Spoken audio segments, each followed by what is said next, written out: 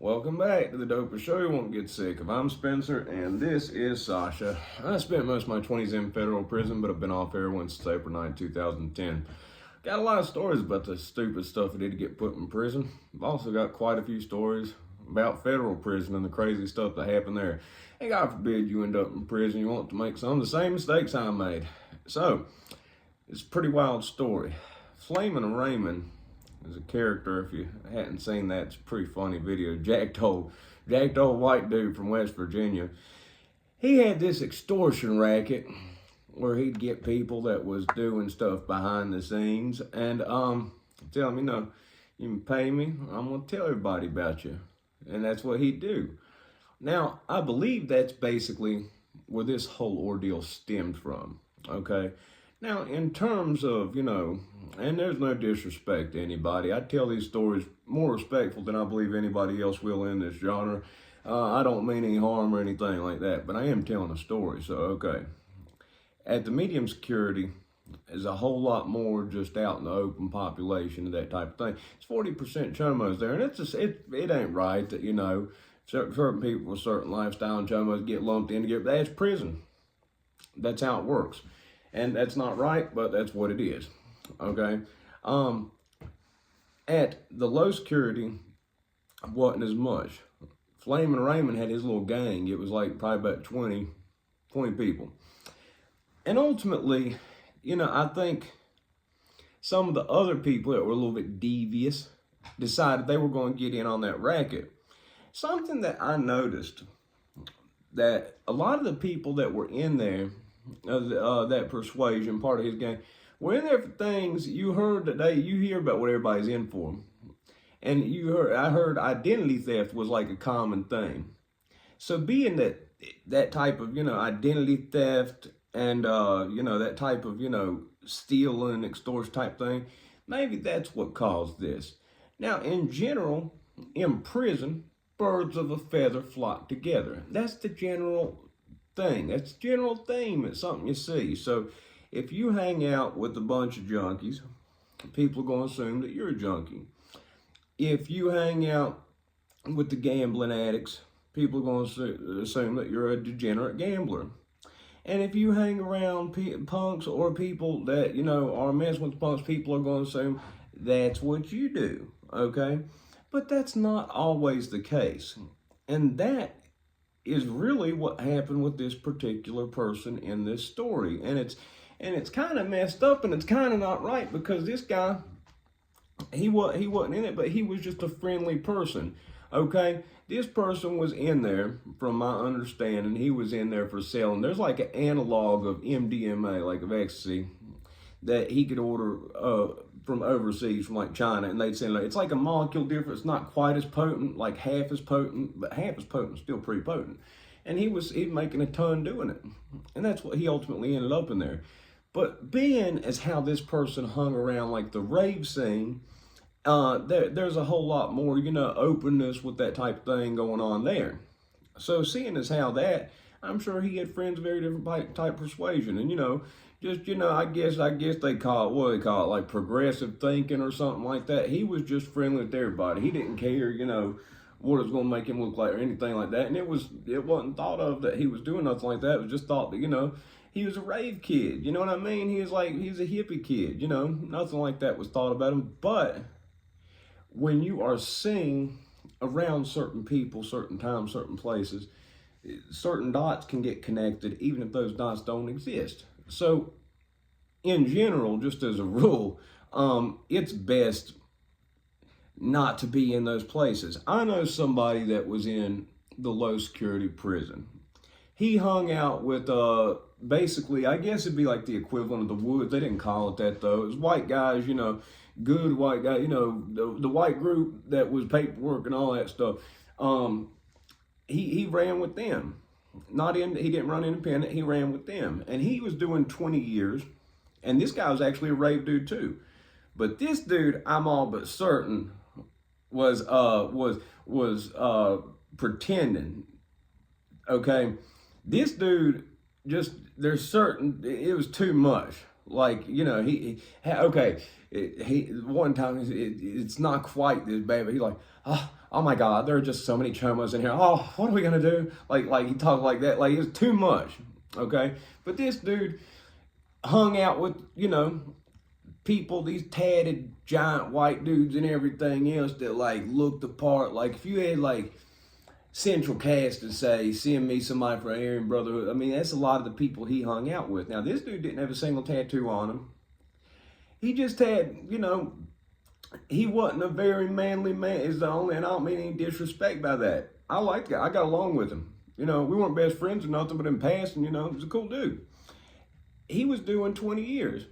So seeing as how he was doing 20 years, I think he saw the rules of prison, how prison works. If you're going to be doing 20 years in prison and you're lumped in a certain category that's going to get you ridiculed, talked down to, tried, possibly extorted, possibly assaulted, possibly this, possibly that, when you do not have to, because you do not have a charge that's a chomo charge, you don't have any type of funny business going on, you have a drug charge. I think he adapted to survive during his prison sentence, and he became, he flowed with the go with the flow. He flowed with the go. You get what I'm saying? And that was what he did. Okay, now seeing as how he had that much time, if somebody had done something to this guy, and I saw certain instances where this actually took place, where certain bullies or something tried to do something, get over on this guy would have he'd have whatever giant face tattoo having big old white boys were around, we're going to come smack somebody for this dude, because this dude was a good guy. And they had his back. But because he adapted and rode with this group, and I think that he did that instead of being, who he was, which, I ain't right, whatever, it's prison. This is not the real world. It's hitting, everything else and everything out there. It's a different world. It's a different set of rules. This guy, people had his back. But the guy I'm speaking of did not do that. He was one of them kumbaya people, okay? One of them kumbaya people. Kumbaya, my Lord, one of them people, okay? He's like, well, it shouldn't have to be this way. I want to do this, Okay, that's all good and well, but in prison, that ain't how it's going to work. You can go ahead and do that, but there are going to be certain repercussions in how people treat you. And especially, it's just what it was. So even though this dude wasn't, loud or anything like that, the question could easily come into play. Is he doing something? And that's a big thing. Prison's like Mean Girls. Remember that movie with Lindsay Lohan? Okay, it's like that movie except with giant tattooed guys that might stab you in the face. Okay, it's the same thing as Mean Girls. You've never seen such a gossiping group, and most of it's middle-aged men gossiping about people in their own group. As soon as people walk away, they're gossiping about them. Yeah, all day, every day. So there were a couple punks in there. One of them they called the one Rihanna or something like that. It bared no resemblance, okay, but whatever. They get these funny nicknames. It's just the way it is. So they might be mad at me. That was the nickname. There's a guy in these comments, Tampa Vinny, big old tattooed Italian dude. And Tampa Vinny can tell you about the dude who I'm talking about. The dude who I was saying flowed with the go. Tampa Vinny will remember that dude. Now, Tampa Vinny was also Big Chris's cellmate, the giant white Latin king who was the strongest guy probably on the compound, period. Not pound for pound, period, during the time he was there. Tampa Vinny can verify some of this. Now, anyway, the one punk and this other punk, they were scheming, basically, was the way the story went. They saw what Flamin' Raymond had going on, extorting some people, and they came up with their own little plan, their own little idea. Okay, they come up with their own little plan, their own little idea of how they were going to start extorting some people as a matter of circumstance. So you got this guy that's friendly with them, might hang out with them a little bit, might hang out with these other people for a little bit. And then he might hang out with the Dungeons and Dragons people, which was usually the chomos. So, okay, you got this guy who's in there. He's not in there for drugs, but he's hanging around chomos. He's hanging around people, this persuasion, that persuasion. You're going to get whispers, okay? It's not something that just going to go easy like that. But anyhow, basically you have to piece together what you see, and then something happens, and then you put all the pieces together after the fact. That is what usually happens with so many of the stories that happen that so many people have from prison.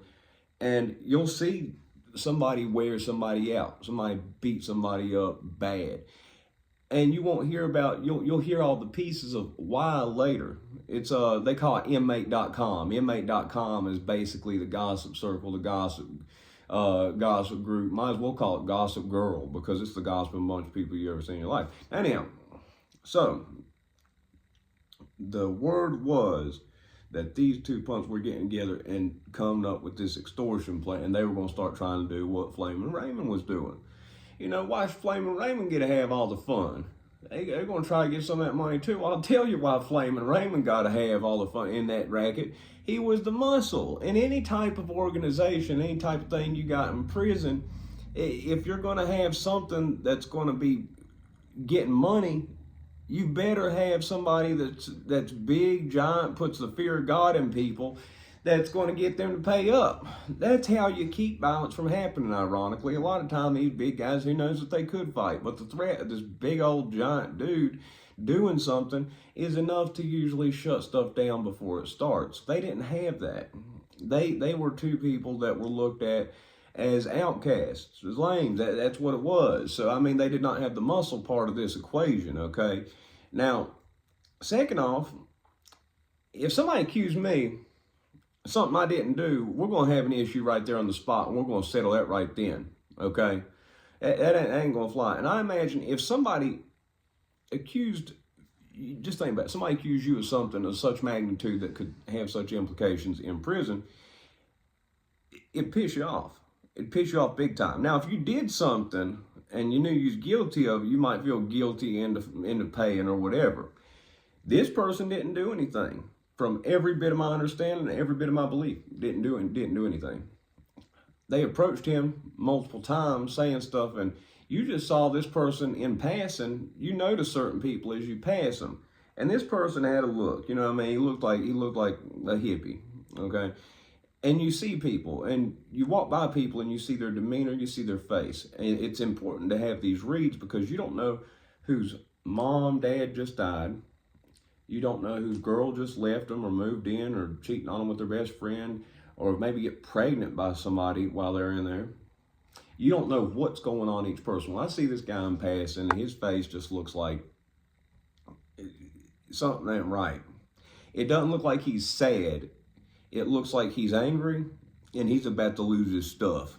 Like he's just getting ready to flip out at any moment, okay? Like at any given moment, he just might flip right on out, you know, and everything else. So what ultimately ends up happening, fights happen so quick and they end so quick in prison. Most fights do not last a long time. And this guy, you know, just because he's a hippie and everything else, that doesn't mean he hasn't been in a few fights outside. You know, if you're a drug dealer, chances are you've been in a handful of fights. There's a commissary building. My building overlooks the commissary building, but when they let the building out for lunch, they let them out one at a time, you know, depending on what order they got in inspection.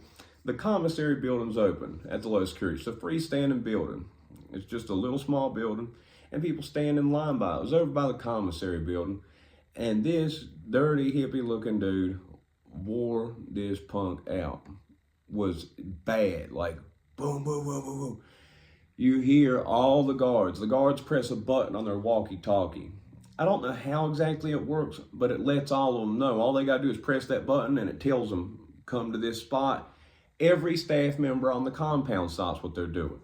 The secretaries, the nurses, everybody, you know, there was one great big old man nurse who was a cool dude, but it was like watching Chris Farley sprint, okay? And that man could get it. He big old man. Tampa Vinny, by chance, watches it. He'll remember Red. Red, there are two twins. Both of them we called Red. Dang near identical, slight difference, but they would get it. They'd be the first ones to the action. And this punk was getting worn out by this guy. This guy saying, you know I didn't do it. You want to tell him? And, you know, just beat as they're pulling him off. He's cussing. Punk didn't get any punches in, just like, ah. and all that. And they took this guy off. They took the punk off. They both went to the hole. The punk was out a day or two later, which means the punk told. You don't get let out unless you tell most of the time, or unless it is seen by staff to such a point where somebody does not fight. Now, what happens when people get in a fight and somebody tells on them, they say there are certain circumstances in which there's something called a separatese. A separatese is when somebody files paperwork in the federal system and they sign this paperwork that says, I'm in fear for my life of this person. They will never allow those two people to be on the same compound ever again. Sometimes that means they'll just bump somebody up to medium security. Sometimes that means they'll send them to a whole new compound. I'm not quite sure what happened to this dude. I wasn't friends with him like that, but what I do know was that the one person, the punk got let back out, and this person, we never saw this person again. So the story behind this was they were trying to extort this guy. And it's really kind of a sad case because this guy, the only reason he got picked for a mark was because he was friendly to them. He was nice to them. He was somebody who didn't, treat them any different. He was seen, he was nice, he was friendly, he was, a kumbaya mentality and being seen with everybody. So they took that and they said, well, he's seen here, he's seen there. And, he ain't with that, They probably done tried him before and he probably shot down and be like, listen, okay, I've respected him, but, I'm not that way or whatever. And they knew that, he wasn't that way, but they were going to start saying that. And something like that is a big thing in prison. That's a game changer. So it was kind of a messed up situation, if he'd done something or if people done something like that and they did get extorted, well, I mean, it is what it is. But it sounds like this was just a couple scheming people that were trying to get this guy, make him pay up just because. And they shouldn't have done him like that. I wasn't friends with him, nothing like that. And I couldn't tell you much about him other than seeing him in passing and what I heard after the fact. But what I can tell you is that wasn't right. Think about that. Just because this guy was nice to people, they picked him as a target. They picked the wrong target, though. And when you do this scheming type of stuff like that, that's what you should get.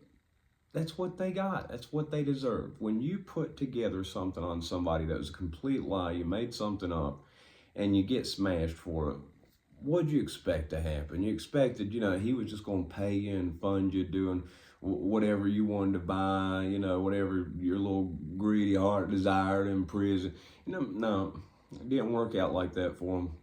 And that's what happens anyway. If you like the video, press the like button. If not, it's 18 minutes and 8 seconds of your life in which you will never, ever get back. And leaving a link up to my other channel. I'm probably going to get one up there tonight on this. I am so sorry for being so far behind the past few days. As I have said, I have mental health disorders. The past few days have been something else. A couple days ago, I'm bipolar. It's pretty obvious. If you were around me in regular life, I keep it together for this. Regardless of how I'm feeling, I can keep it together enough to do a video. But it's been on kind of a downswing for a few days, and I know it will pass. It always does pass, but I am so sorry for being so far behind. I'm going to catch up on them, and today's a little bit busy, but tomorrow is when I plan on really going back and trying to answer every single one. If I can, the last videos that I've missed every one of, I plan on answering every comment to the best of my ability. So I apologize for that, but I hope you guys liked the video.